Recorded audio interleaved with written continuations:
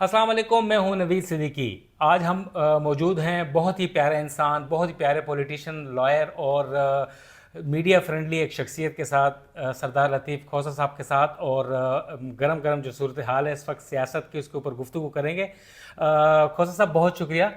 खोसा साहब, सबसे पहले बात चल रही है कि इमरान खान साहब के एक ट्विटर अकाउंट से एक वीडियो चल रही है और ये परसेप्शन देने की कोशिश की जा रही है गवर्नमेंट से कि एक बागियानापन अवाम में उजागर किया जा रहा है कि लोग उठें, 1971 की सूरत हाल को इस वक्त की सूरत हाल से जोड़ रहे हैं। देखें, इमरान खान मैं समझता हूँ कि एक बहुत ही दयानतदार और मुहिब वतन एक पाकिस्तान को एक अल्लाह ताला ने कायद दिया है।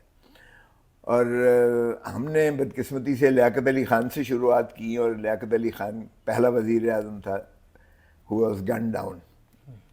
आप देखें, उसके बाद तो खैर जो आपने देखा कि सिविल ब्यूरोक्रेट्स आए और उसके बाद मिलिट्री ब्यूरोक्रेट्स आ गए इस मुल्क में, और जिनका कोई ताल्लुक़ नहीं था आज़ादी के, पाकिस्तान की आज़ादी से कोई ताल्लुक़ नहीं था। ना तो किसी एक ब्यूरोक्रेट ने इंडियन सर्विस छोड़ी थी और ना ही किसी एक मिलिट्री पर्सनल ने इंडियन आर्मी छोड़ी थी। और जिन लोगों ने, सियासतदानों ने जो पाकिस्तान बनाया था, या अवाम ने जिस तरह से बालिहाना तौर पर मोहब्बत करते हुए कायद आज़म मोहम्मद अली जिन्ना का साथ दिया था, लियाकत अली ख़ान उनके नायब थे, मोहतरमा फ़ातिमा जिन्ना थी, निश्तर अब्दुल रब निश्तर थे। आप देखें ज़रा किस तरह से। और हमने उनके साथ क्या किया। कायद आज़म तो हमारी एम्बुलेंस ख़राब हो जाती है कराची हुए उनको जाते हुए, जब वो अलील हुए वहाँ रास्ते में एम्बुलेंस, वो थियरी में मैं नहीं पढ़ता साजिश की थियरी में, लेकिन ये तो अमर हकीकत है कि लियाकत अली ख़ान को हमने गोली मार के तो वहीं मार दिया, और अकबर जिसने मारी थी उसको भी मार दिया गया। उसमें भी आज तक पता नहीं है कि क्या हुआ, लेकिन अगरचे स्पेकुलेशन सबको पता है कि क्या हुआ था। और फिर आप देखेंगे सिविल ब्यूरोक्रेट्स जो आ गए, ग़ुलाम मोहम्मद माशाअल्लाह खैर से सबसे पहले शुरुआत उसने की कि उसने पहले जो है ख्वाजा नाज़मुद्दीन की, उसने वज़ीर, वो गवर्नर जनरल था ग़ुलाम मोहम्मद, उसने नाज़मुद्दीन की हुकूमत को तोड़ा, वज़ीर आज़म को तोड़ा, असेंबलीज तोड़ के तो परे मारा। और फिर माशाअल्लाह सिकंदर मिर्ज़ा साहब जब आए तो सिकंदर मिर्ज़ा साहब ने पहला मार्शल लॉ लगाया इस मुल्क में पहले मार्शल लॉ की बुनियाद सिकंदर मिर्ज़ा ने रखी और chief marshal law administrator Ayub Khan को बना दिया। ज़ाहिर है फिर चीफ मार्शल लॉ एडमिनिस्ट्रेटर जो होता है फिर वो कहता है भाई तेरी क्या ज़रूरत है सिविलियन की, उसको भी चलता गया। और फिर आप तसलसल और तवातुर से आपके ग्रीन रेवोल्यूशन आया, जाने क्या क्या आया, और फिर आपका जो है माशाल्लाह याह्या खान तशरीफ़ लेकर आ गए, जिनको तराना बजाना पड़ता था उठाने के लिए, उनको इस कदर मदहोश थे। और उसका तो नतीजा फिर आपने देख ही लिया कि जो कुछ हुआ, हमने जितना इन्हतात 70 का इलेक्शन आपने फेयर करवाया, लेकिन उसका नतीजा 160 सीटें जो है अवामी लीग ने मशरकी पाकिस्तान में जीती और इधर भुट्टो ने 80 ली। बाकी जो है असवान वली खान, इनके असवान यार के वालिद साहब, और बाकी जो है दूसरी जमातों ने जो है JUI ने और दूसरी जमातों में लिए। लेकिन क्या हुआ, हमने इनकार कर दिया उनको, जो है उनको मेजॉरिटी के जो है ख्वाहिशात को, 160 सीटें लेने वाले को हमने इक़्तिदार देने से इनकार कर दिया। यहाँ के सियासतदानों ने, बाकी तो सारे जा रहे थे पीपल्स पार्टी के अलावा, भुट्टो साहब के अलावा, वहाँ हमने सेशन ईस्ट पाकिस्तान में नहीं होने दिया असेंबली का, और फिर नतीजा तो होना ही था, बैन कर दिया पार्टी को आपने जो 160 सीटें लेने वाली थी। और फिर नामजदगियाँ शुरू कर दी हमारी उस वक्त की मिलिट्री जनटा ने, जिसमें याह्या खान साहब थे, और नामजद करके हमने वज़ीर आज़म भी बना दिया, वज़ीर ख़ारजा भी बना दिया। इस तरह भी कभी मुल्क चला करते हैं। नतीजा ये हुआ कि जब याह्या खान ने कहा I want the soil of Bengal minus the Bengalis, और जब जनरल न्याज़ी को हुक्म दिया गया और वहाँ भेजा गया टाइगर न्याज़ी, तो फिर लोग, जहाँ जब लोग एक तरफ खड़ा हो जाता है और लोगों के तसादम होता है मिलिट्री के साथ, तो फिर जाहिर है कि लोग तो करोड़ों की तादाद में होते हैं। और बीच में एक माशाअल्लाह जिसने पाकिस्तान को तस्लीम नहीं किया, अखंड भारत वाली वो महारानी इंदिरा गांधी आ गई, اور بڑا آسانی سے آپ نے جو ہے 95,000 93,000 آپ کا فوجی بغیر گولی چلائے ہوئے اروڑا کے قدموں پر آپ کا سرنڈر کرتا ہے. یہ تلخ حقائق ہیں بدقسمتی سے. سر یہ تاثر پر کیوں دیا جا رہا ہے کہ اس قسم کی ویڈیو لگا کے اب وہ اس ماحول پیدا کیا جا رہا ہے؟ کیا وجوہات ہیں سر؟ یہ اسٹیبلشمنٹ کے خلاف باتیں ہیں فوج کی، یہ کیوں لوگ ایسے کہہ رہے ہیں کہ حمود الرحمان کمیشن کو پڑھ لیں ذرا، اس کو تو ہم نے کیا نا. کاش کہ حمود الرحمان کمیشن پر عمل کر دیا ہوتا. لیکن پھر بھٹو صاحب نے باوجود انہوں نے کہا کہ مزید ڈی مورلائز ہمیں نہیں کرنا چاہیے. 5,000 مربع میل آپ کا ویسٹ پاکستان کا انڈیا نے قبضہ کیا ہوا تھا. 93,000 فوجی ان کی قید میں تھے، ہندوستان کی قید میں تھے. سملہ ایگریمنٹ جو ہوا تھا وہ آپ نے دیکھ ہی لیا، جس طرح سے پھر بھٹو صاحب نے باہر کیف ایک اپنی جانب سے کی، اور پھر اس کو جو ہے بلڈ کرنا کا کوشش کی گئی کہ ویسٹ پاکستان کو. لیکن پھر ویسٹ پاکستان میں ہم نے 73 کا آئین تو دے دیا. آئین ایک عمرانی معاہدہ ہے جس میں ہم نے عوام کو مقتدر کیا ہے. اور چونکہ اس وقت کی جو سیاستدان تھے ان کو ایک تلخ تجربہ تھا مارشل لاز کا اور ملک کے 2 لخت ہونے کا، انہوں نے کوشش کی کہ آرٹیکل 6 بھی رکھا جائے جس میں ہائی ٹریزن کی بات کی گئی ہے کہ اگر کوئی سبورژن کرتا ہے یا سب ایبروگیٹ کرتا ہے کانسٹیٹیوشن کو تو اس پر سزائے موت کی سزا رکھی گئی. اور یہ ایک جرم تھا جو آئین میں رکھا گیا. باقی تو قوانین کے ذریعے ہوتے ہیں نا. یہ ایک ہے جو آئین سے کھلواڑ کرنے والا ہوگا، جو سارے اس ملک سے عوام سے جو کھلواڑ کرنے والا ہوگا اس کی سزائے موت رکھی گئی تاکہ ملک دوبارہ اس سانحے سے نہ گزر سکے. کھوسا صاحب، کیا اب یہ عمران خان صاحب اندر ہیں جیل میں، انہی کا ٹویٹر اکاؤنٹ بھی استعمال ہو رہا ہے اور سوشل میڈیا کے، پھر آپ سے یہ پوچھوں گا کہ کیا ایک پالیسی ہے کس قسم کے، گو کہ آپ لوگوں کو اس کے مطابق نہیں ہوگا، مگر ایک وہی جو لوگ کہتے ہیں کہ یہ ساری اب ایک مہم شروع کر دی گئی ہے دوبارہ اسٹیبلشمنٹ یا فوج کے خلاف، اور اس قسم کی چیزیں لگا کے لوگوں کو پھر اکٹھا کیا جا رہا ہے. اس کے اوپر آپ کا کیا ہے عمران خان صاحب کے، کیا ملک بچاؤ یا حالات واقعی 71 جیسے ہیں یا اس سے بدتر ہیں؟ دیکھیں 71 میں تو ٹھیک ہے، وہ ہم اس کو آگے ہی چلیں تو اچھا ہے، اس سے سبق سیکھیں تو بہت اچھی بات ہے. کیونکہ تاریخ سے جو سبق قومیں نہیں سیکھتی وہ قومیں جو ہے مٹ جاتی ہیں. اگر آپ نے تاریخ سے کوئی سبق سیکھا ہے تو وہ یہ ہے کہ عوام کے مینڈیٹ کو مت دھتکارو، اور یہی ہمارے آئین پر عمل داری سے ہو سکتا ہے. آئین کے اندر جو ریاست ہے، ریاست عوام ہے. آرٹیکل 7 میں نیچے سے لے کے اوپر تک عوام کو مقتدر کیا گیا ہے. ڈسٹرکٹ اسمبلی ڈسٹرکٹ گورنمنٹ، صوبائی اسمبلی صوبائی حکومت، پارلیمان وفاقی حکومت. یہ ہے صرف ریاست جن کو حق ہے اس ملک پر حکمرانی کرنے کا.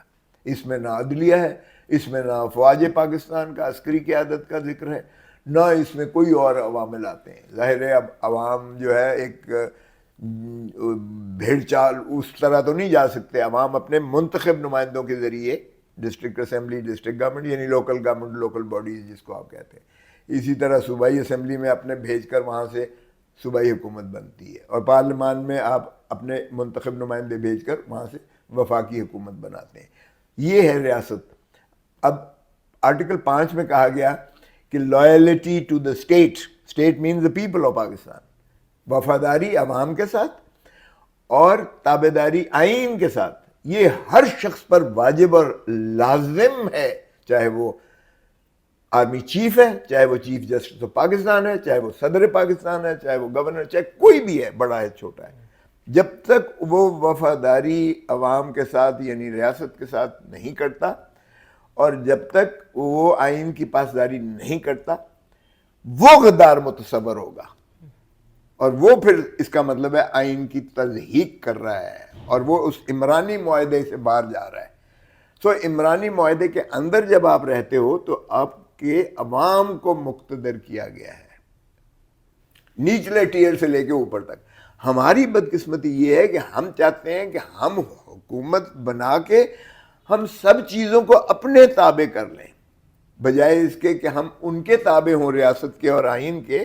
ہم ان کو باندی اور لونڈی بنا کر اپنا غلام بنانا چاہتے ہیں، عوام کو بھی اور اپنی آئین کو بھی ہم غلامی اپنی منتہا کے مطابق چلانا چاہتے ہیں. یہ نفی ہے اس کی آئین کی اور ریاست کی. یہی ہے، یہاں سے کباہت شروع ہوتی ہے.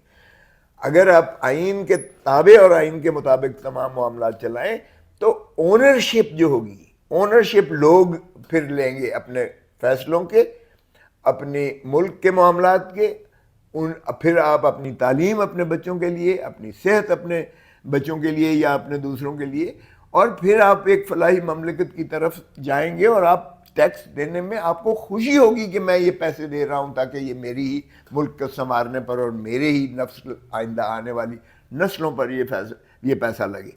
لیکن یہاں کیا ہوتا ہے، یہاں تو ہم اپنی تجوریاں بھرتے ہیں۔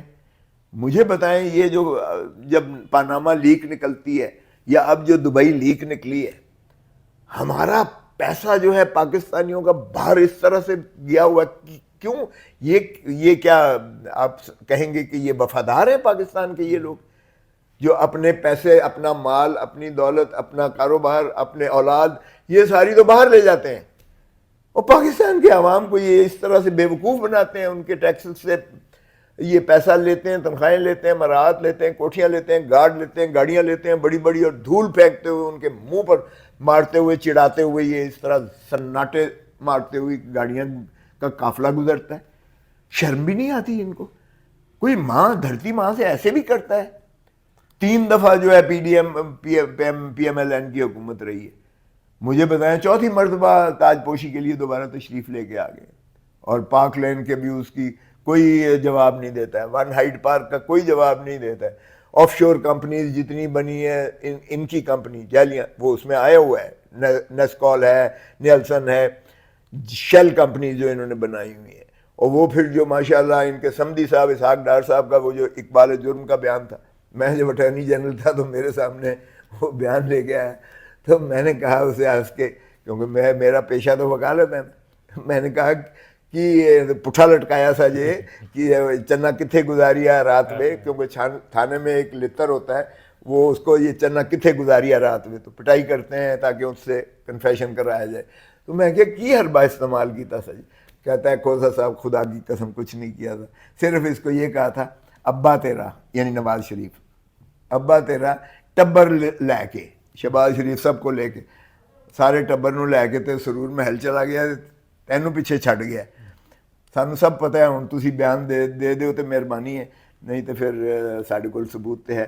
تو کہتا ہے اتنی بات کی ہم نے، اور اسحاق ڈار کو سمجھ آ گیا کہ مجھے تو انہوں نے فیملی سمجھا ہی نہیں ہے، مجھے تو چھوڑ کے پیچھے چلے گئے ان کے رحم و کرم پر۔ اس نے کہا مجھے لے چلیں، اور وہاں جا کے وہ کہتا ہے جو طوطے کی طرح اس نے جوڈیشل کنفیشن، اس نے بتایا کہ ایک قاضی فیملی ہے لندن میں، ان کے اکاؤنٹس میں کس طریقے سے یہاں سے پیسہ بھیجا گیا، پھر کس طرح سے لیئرنگ کی گئی اس کو تاکہ وہ کیموفلاگ کیا جائے۔ خصوصاً ملک ریاض صاحب کا بہت اہم ترین بیان آیا ہے ٹویٹر کے اوپر، انہوں نے کہا تھا، اس کو کیسے دیکھتے ہیں کہ عمران صاحب کی دفاع میں انہوں نے ان کے خلاف بیان دینے سے انکار کر دیا ہے، اور ان کے خلاف اسلام آباد میں کریک ڈاؤن بھی شروع کر دیا گیا ہے ان کی سوسائٹی کے؟ یہ میں آج حیران ہوا ہوں، یہی شرمناک، عطا تارڑ نے پھر یہی ذکر کیا اس کا، آپ جو کہہ رہے ہیں۔ یہ دیکھیں، چونکہ میں خود اس میں وکیل ہوں اور میں نے ہی ضمانت کروائی ہے، یہ القادر ٹرسٹ والے 190 ملین والے کیس میں محترم عمران خان صاحب کی ضمانت کروائی ہے، یہ ایک ہفتہ ہی ہوا ہے ضمانت۔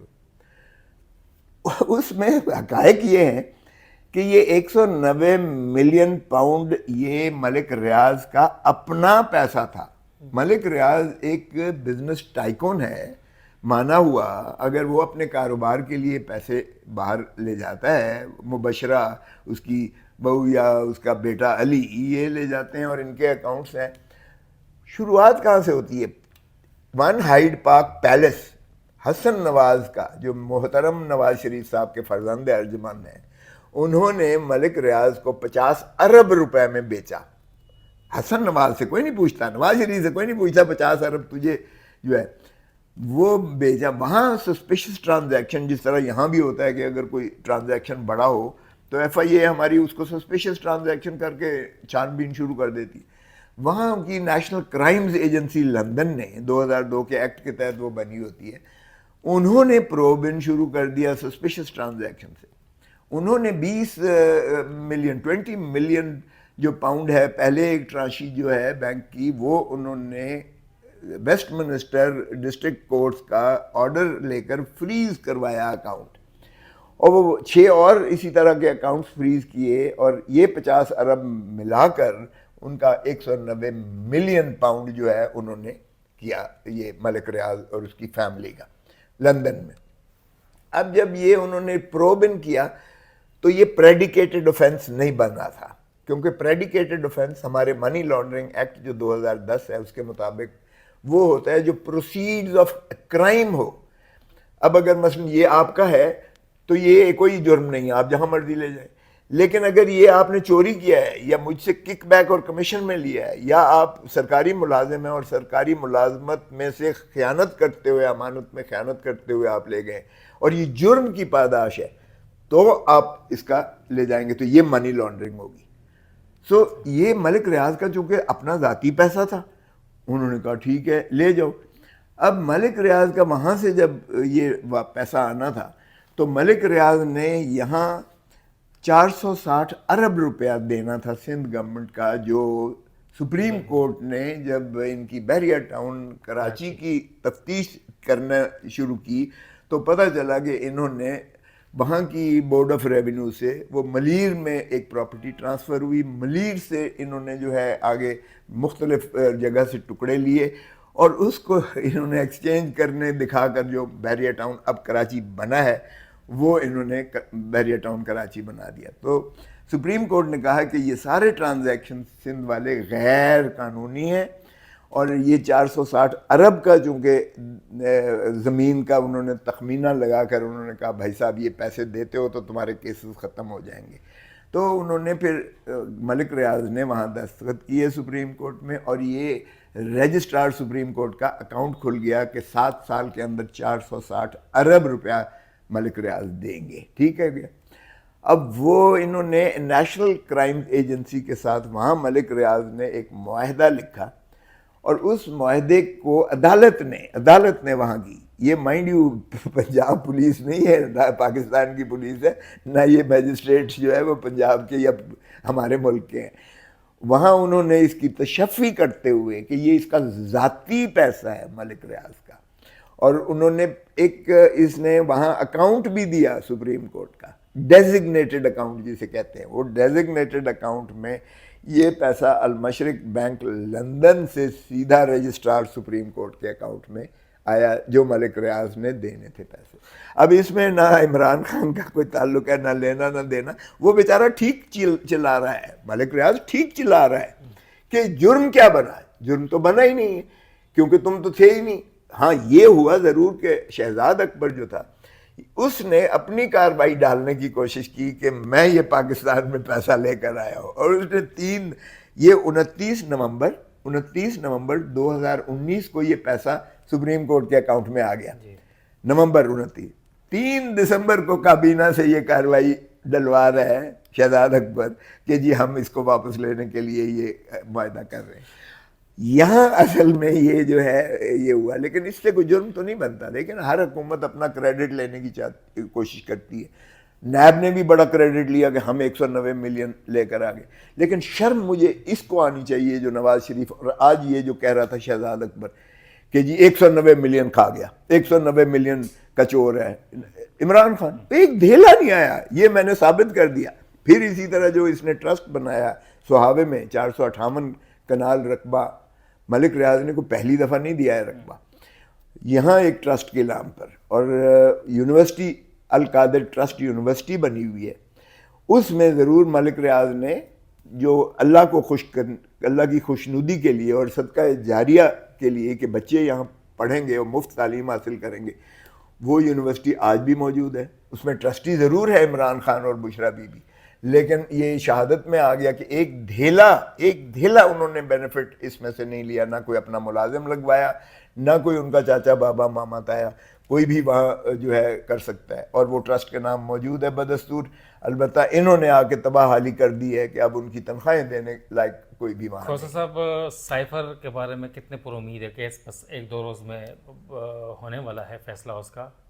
سائفر کا تو میں نے عرض کیا کہ یہ تو پاکستان کی جو ہے 25 کروڑ عوام کی غیرت اور حمیت کا جنازہ نکالنے کے مترادف ہے. اگر عمران خان کی جگہ میں بھی ہوتا نا تو میں بھی ڈونلڈ لو کو اسی طرح سے جواب دیتا کہ تم کون ہوتے ہو ہمارے ملک کے معاملات میں مداخلت کرنے والے. اس سے بغاوت کی اگر بو آتی ہے یا یہ آتا ہے کہ غداری کوئی ہو گئی ہے، تو ایسی غداری بھٹو نے بھی کی تھی، جس نے ایٹم بام دیا. آج آپ کا سب سے بڑا دفاعی یہ ہتھیار ہے آپ کے پاس.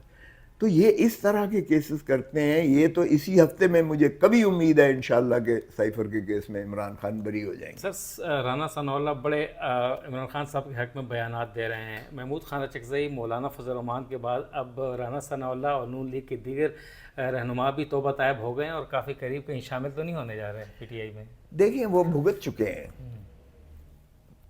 ہیں نا. پہلے بی بی کا بھی میں وکیل رہا، زرداری صاحب کا وکیل رہا. پہلے انہیں نواز شریف نے اندر کیا تھا، اس کے بعد جب مشرف آیا تو نواز شریف اور اس کے ٹبر سارے کو اندر کر دیا.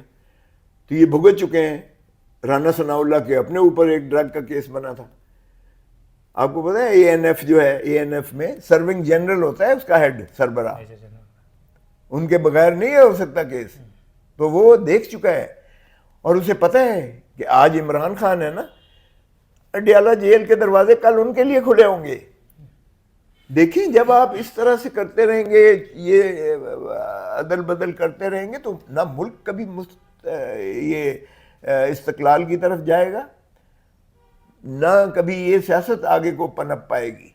سو میرے خیال میں تو سینئر ایلیمنٹ ساروں کو سیاسی جماعتوں میں وہ مل بیٹھ کر کرنا چاہیے کہ آئے آئین پر عملداری کریں، ملک کو چلنے دیں. اور یہ جو قوتیں بیچ میں مداخلت کر رہی ہیں، دیکھیں انہوں نے حلف اٹھایا ہوتا ہے افواج پاکستان کا کہ ہم سیاست میں حصہ نہیں لیں گے. یہ عمدن لکھا گیا اس وقت اس لیے کہ سیاست میں پہلے سے جو تجربہ تھا 73 کے آئین میں یہ مندرج کیا گیا ان کی حلف میں. آپ اگر حلف کی برداری میں تو حیران ہوا کہ ایس آئی ایف سی میں آرمی چیف کو دیکھ کر میں حیران ہوا. او بھائی، این سی سی میں تو national security council, N S C میں تو سمجھ آتی ہے، نیشنل سیکیورٹی کاؤنسل میں کابینہ کے ساتھ چلیں وہ ہوتا ہے، سیکیورٹی کے معاملات ہوتے ہیں. وہ یہاں آپ اپنا کاروبار میں بھی اپنا جو ہے آرمی چیف کو بٹھاتے ہو. دیکھیں ملبس کا ایک پرنسپل ہے، ملٹری ان بزنس. جب ملٹری ان بزنس پڑھتی ہے نا تو پھر وہ کھلاتی ہے ان سیاستدانوں کو، پھر وہ بزنس بھی اپنے پاس رکھتی ہے اور ریاست بھی اپنے پاس رکھتی ہے. بہت شکریہ، بہت بہت شکریہ. سردار لطیف کھوسہ صاحب کا دبنگ انداز آپ نے دیکھا. وہ صحافی بھی ہیں، آپ نے دیکھا کہ وہ کتنے اچھے اینکر سے بھی زیادہ بہت اچھے بولتے ہیں. وہ ہمیشہ خبریں ہمیں دیتے رہتے، تو لہٰذا ان کے ساتھ ہم آتے ہیں اور نشست کرتے ہیں. اور انہوں نے بہت اچھے انداز میں بات کی، دبنگ انداز میں، کہ جو ملک کی صورتحال ہے اس وقت. اور ان کا یہی کہنا تھا کہ آئین کے تابع تمام ادارے ہوں، تمام سیاسی جماعتیں مل کر بیٹھیں تو ملک کو اس بحران سے نکالا جا سکتا ہے. نوید صدیقی کو اجازت دیں. السلام.